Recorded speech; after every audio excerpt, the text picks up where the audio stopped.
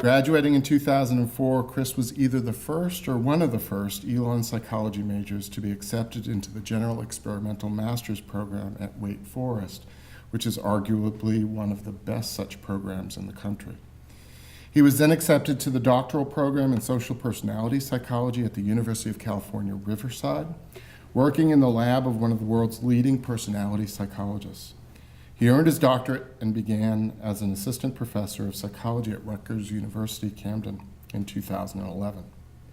From an ages and stages perspective, Chris is in the early stages of his career, but he is already establishing himself as an outstanding teacher-scholar. Measured in terms of quantity, he has already developed an impressive publication record, but more importantly, his work is being published in the discipline's most impactful and selective journals. And that work is also receiving media attention.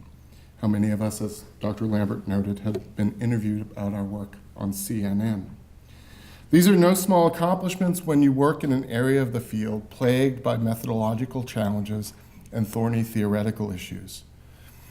Just as he did as an undergraduate, Chris is meeting the challenges head on. I've continued on in my career, continued on understanding, keeping my curiosity for learning and for people. And I think it's very humbling to, now that I am mentoring my own students, undergraduates and master's students, and realizing that I'm instilling a lot of the same qualities that many of you here, Angela and MVP and several others, have instilled in me, being able to pay it forward. And it's encouraging when at the end of the semester you get your evals. Not encouraging, so it's scary. It's always scary right away.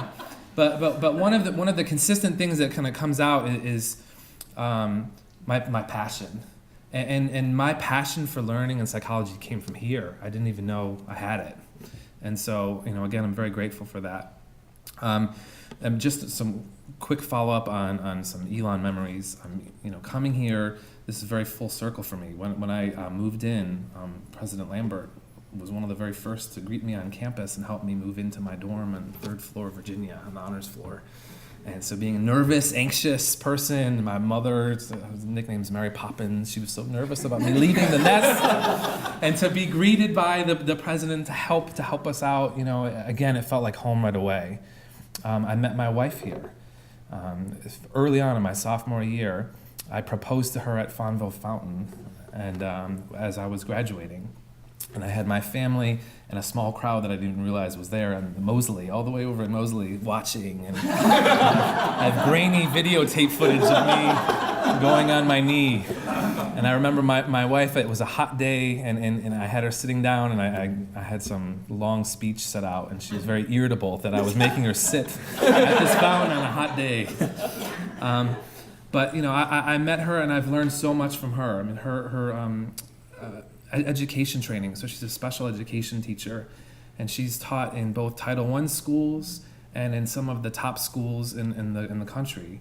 And her selflessness and again, passion for education is something that came from here.